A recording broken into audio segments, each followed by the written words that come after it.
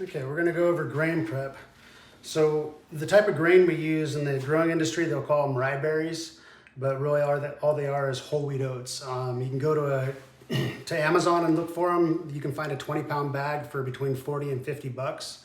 If you go to your local feed store, you can get a 50-pound bag that looks like this for $25.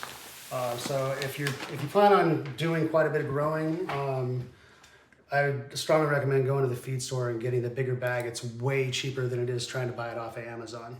So anyways, that's what we're going to be prepping as the grain. So again, if you hear people call them or refer to them as rye berries, whole wheat oats are the exact same thing. So what we're going to be doing is we're going to take the grain, we're going to be putting it under water. So you can do this two different ways. You can put the grain and just soak it in water for 24 hours, let it just absorb as much water as the grain can take in 24 hours. Or you can speed up the process and do it in about 30 to 40 minutes by boiling the grain in water. And that's the process we're gonna use to speed it up because we don't wanna wait overnight. So what we do is we're gonna be filling 6 glass jars.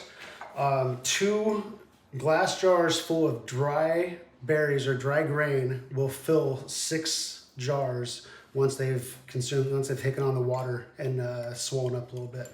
So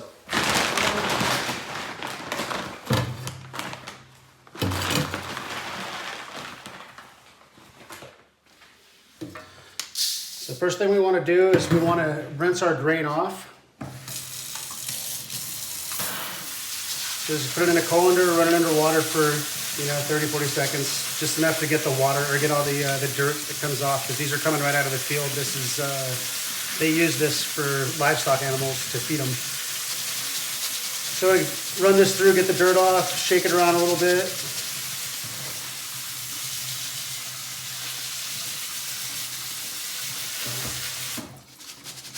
Do that, we'll drop that in the pot.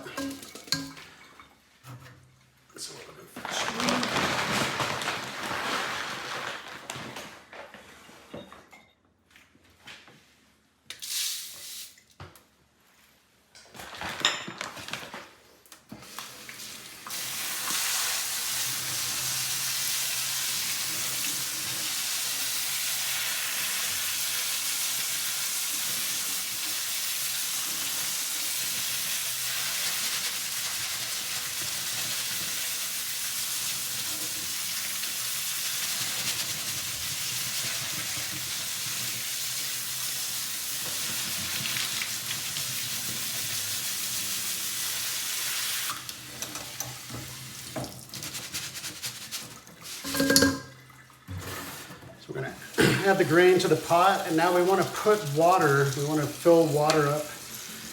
Get it as at least, I'd say in a pot like this, at least 2 inches over top of where the dry grain is at. So you got about that much water on top of your grain. That way, once the water starts boiling, it'll expand that grain and it'll start absorbing that water. You want to make sure there's plenty of water in there, because you're going to let this water, it's going to bring it to a boil, and then it'll simmer for about 20 minutes.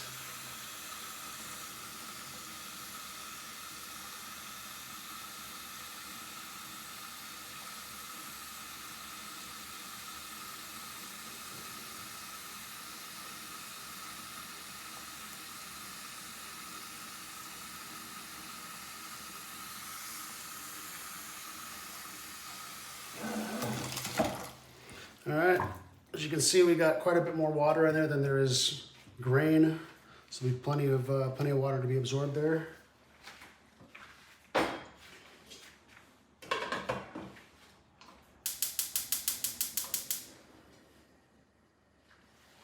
Bring that to a boil, and then we'll let it simmer for about 20 minutes, and the grain will be ready to go.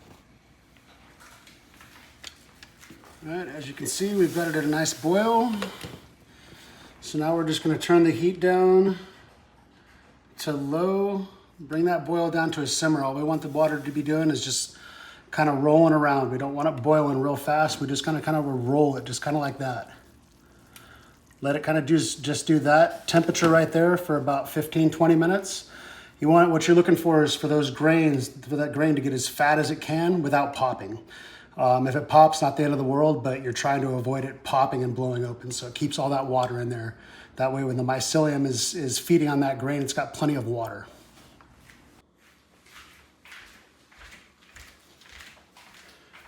Okay, while we're waiting for the grain to finish doing its simmering process, there's a couple of things that we can do. The lids that go on top of the glass jars, you can use the metal ones that come with the jars. I like to get the plastic ones. They're a little easier to handle when you're doing liquid culture or when you're inoculating the grain. So plastic ones are good for me. But anyways, each one of them needs to have a 1/4-inch hole drilled right in the top of it. And then you need to take some polyfill and just shove in that hole.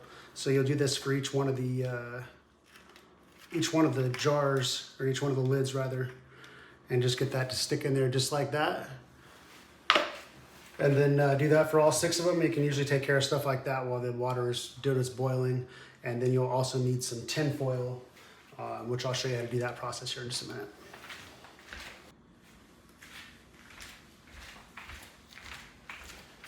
So our grain is just about done boiling. So the next thing we're going to do is we're going to take the grain out of the pot and we're going to dump it. We're going to dump all the grain out over this kind of a makeshift colander. It's just a collapsible screen for like a window.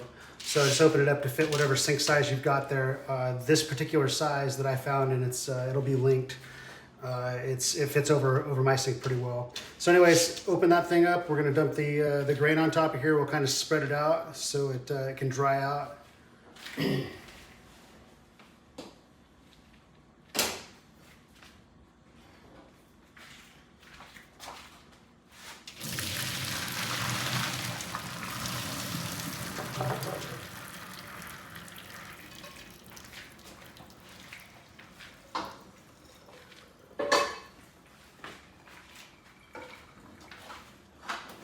So as you can see, those 2 jars of grain really expanded into a whole lot more. So we'll be able to easily fill these 6 jars that we've got here. So for now, we're just going to spread this across the screen, let it drip dry. What we're looking for is for the grain to be dry to the touch. But it'll still contain all the water that's in it. So we'll be able to basically put it on our hand, and you'll see that when we drop it out of our hand, there won't be really moisture on our hand. That's what we're looking for. So we're going to let this sit and dry out. We'll pick this up here in a couple minutes.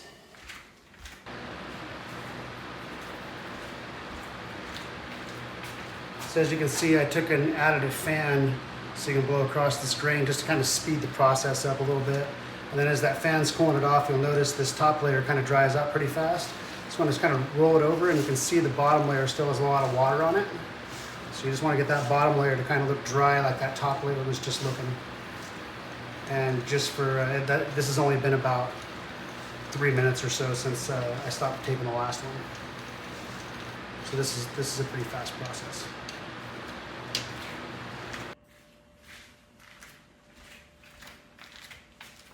All right, elapsed time has been about 25 minutes or so. Still see a little bit of moisture from the stuff there on the bottom. Stuff on the top is perfect. That's what we're looking for. You can see how it came off my hand. There's no wet. See, it comes off. You can still see there's a little bit of wet there. So we're going to give this another like 5 minutes or so. This will be good to go, and then we'll put it into jars. All right, our grain is ready to go.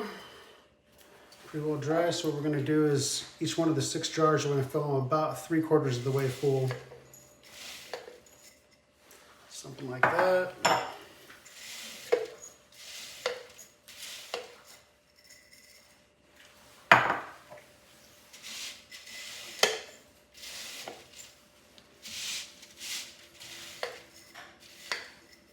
The reason we're going to go 3/4 and not all the way to the top is because when the mycelium starts to colonize the grain, it's actually going to harden. It'll kind of turn into a little bit of a brick. We want to leave some room inside of that jar so we can give them a shake. That way we can break that mycelium up. It'll actually help it colonize a little faster.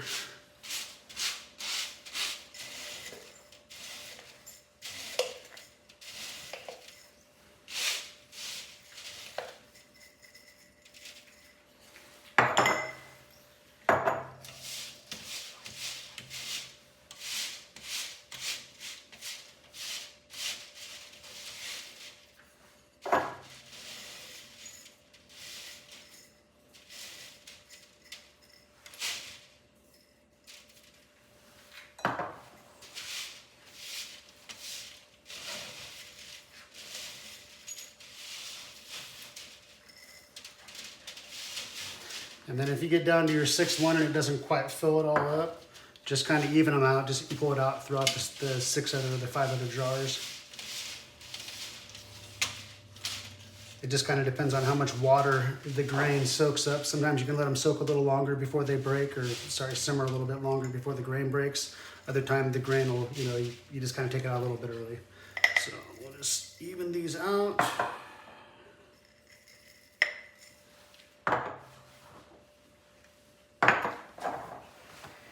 Good, and then the next thing we're gonna do is we're gonna put our lids on here.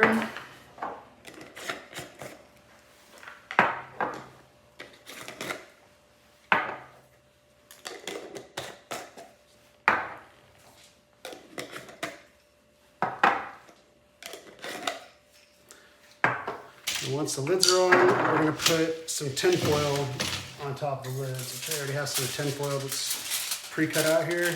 All we want to do is wrap them down here. What that does is it protects, because there's a hole in the top of these, it protects the water when it's boiling from going back inside of these jars. We don't want to have more moisture in there.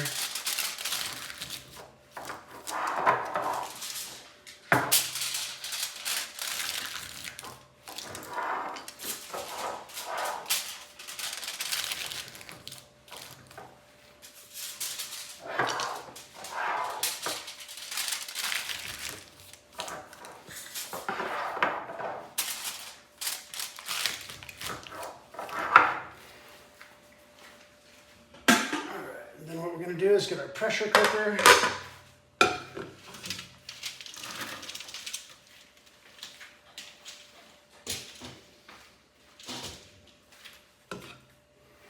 Put this in the sink here, start filling some water in here, and then we'll start putting these jars in here.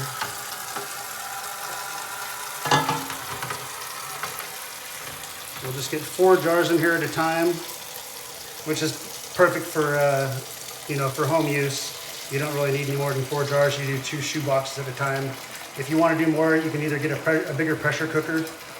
They have larger ones. I think they're 23 quart. They're like 80 or 90 bucks on Amazon. But these ones are, this is like 50 or 55 bucks, and these will do a great job.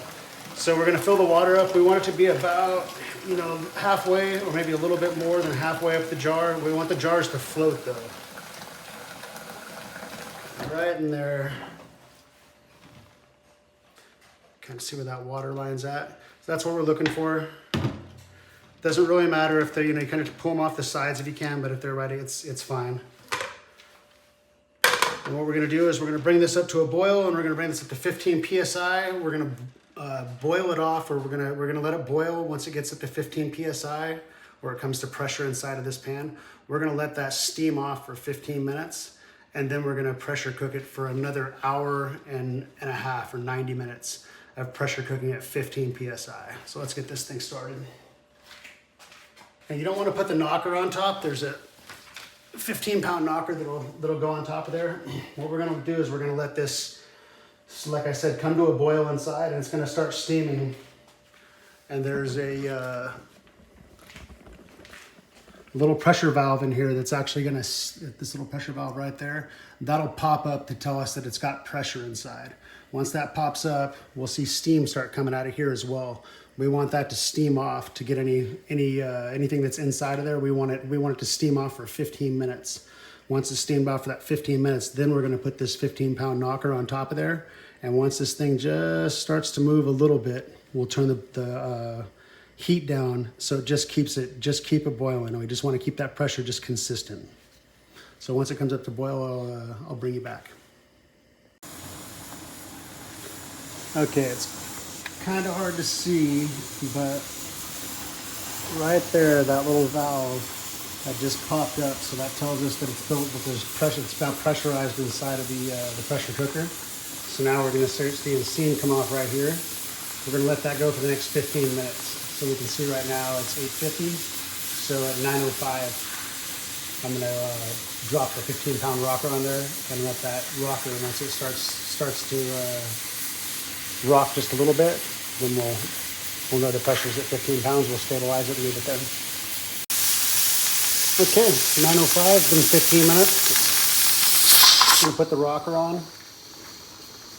We're gonna let that build up to pressure, and that rocker is just gonna start barely. As soon as it starts knocking, we want to turn the heat down to where it just keeps a consistent heat on there, so it just keeps that knocker just barely moving. That's what we're looking for. All right, you can see the knocker's knocking now. So I'm just gonna take and turn the heat down. Probably put it down to about a 1.5 or a 2, something like that. Just kind of got to feel it out. You know, each burner for each stove is going to be a little bit different. You can see how hard that's rocking right now. That's too hard. You don't want it rocking that hard. You want it to just barely, kind of what it's starting to do right now.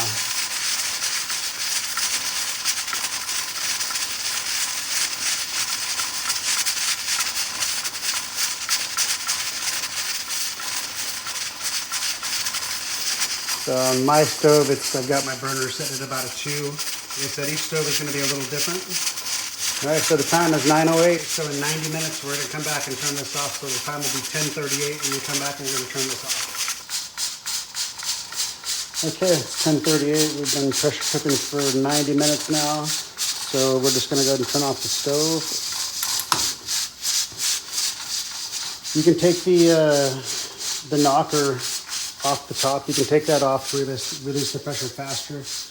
Being that it's 10:30 at night, I'm just going to go ahead and let it sit overnight. The pressure will release by itself, even with that knocker on there. All the pressure will release out of that pot overnight, and in the morning it'll be cool enough to inoculate. If you wanted to speed this process up, you could take the pressure cooker, you could take it down and put it in front of the flow hood, and open up the top of that lid, and then take the jars out, put them in front of the flow hood, and let the clean air blow over top of those jars while they're outside of it and the air cooling off. Usually take about 2-3 hours to cool them off that way. Leave it in the pot, it'll take it overnight, but in the morning they'll be cooled off enough for me to inoculate.